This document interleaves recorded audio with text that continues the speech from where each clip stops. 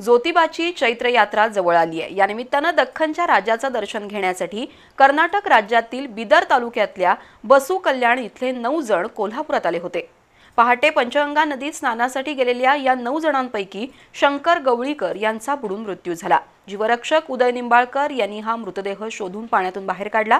या घटनेची नोंद लक्ष्मीपुरी पोलिसात झाली आहे।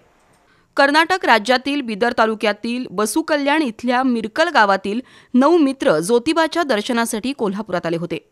पहाटे नदीत स्नान करून पुढे ज्योतिबाला दर्शनासाठी जाण्याचं त्यांचं नियोजन होतं। दरम्यान पोहतानाच शंकर गवळीकर हा 32 वर्षीय तरुण नदीत बुडाला। त्यामुळे मित्रमंडळींमध्ये भीतीचं वातावरण पसरलं।